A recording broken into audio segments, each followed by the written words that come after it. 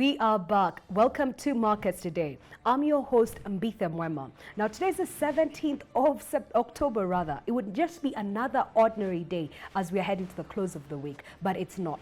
The President, His Excellency President Uhuru Kenyatta, has rejected the finance bill, reverted it back to Parliament, citing the element of a total repeal of the rate cap. What has happened on the NSE? Banking stocks are already up 5%. And CBA, which is a merger of NIC and CBA, is already up 7% on the day, followed by Equity Bank, which is up 5%, as well as KCB. What is happening with regards to turnover? We have seen 40 million shares exchanged with regards to the equity counter. Foreign sellers and a mix of local and domestic buyers on this counter. To give you the perspective, this is a counter that typically trades 2 to 3 million on a good day, 5 million to 6 million if you stretch it. Now, looking at 40 million, that's slightly over 10 times its average trading value. There's suddenly a lot of excitement, something that we have been waiting for to hear the rate cap repeal, certainly not expected to go this way.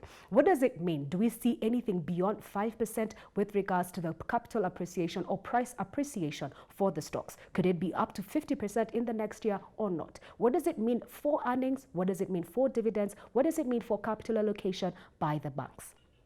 In studio, we do have Mr. Caleb Mugendi, who's the Assistant of Investments at CYTONN, joining us this afternoon. Welcome to the show, Caleb. Thank you, Mbitha. Certainly a very exciting day. Yes, it is. What are your thoughts? I don't even think I need to ask what are your thoughts on. What are your thoughts? Well, it's a positive surprise, for sure. We've long had the view that the interest rate cap is actually detrimental to the economy and should be repealed or amended in some way. So having the executive actually revert back the bill to Parliament and tell the legislators to not even to amend it, but to do away with it is a welcome surprise, welcome good news from our end. Okay, so certainly a positive surprise. Yes. But what are the next steps? Because Parliament does go for recess today, then they come back on the 29th. What should we be looking out for? Are there any particular key dates? What's the way forward from this point? Well, the Parliament does have a couple of options. They can take the amendments that the President actually put in. Okay. That is to actually do away with the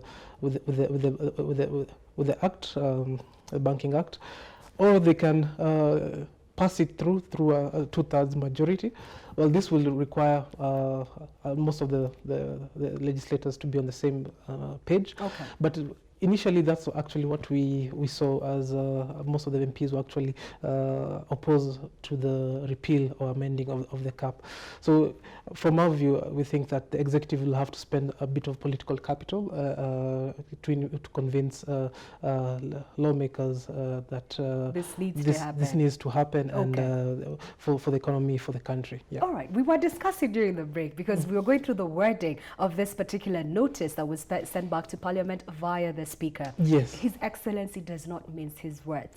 Yes, that's true. There's okay, yes, an X has happened, but the conclusion: remove the rate cap, pass the finance bill. Yes. What is your read with regards to this particular notice? Well, the notice actually laid out a number of points towards that conclusion. One, that surveys have been conducted, that the cap has not actually achieved its intended purpose. The slowing private sector credit growth, a lot of the economy is slowing down. Micro, small and medium enterprises are actually the hardest hit because they're not able to access credit. And also the fact that previously we had exorbitant interest rates was also mentioned. By bringing the banking sector charter that should actually regulate practices in the industry. So we do not expect, even the President doesn't expect a revival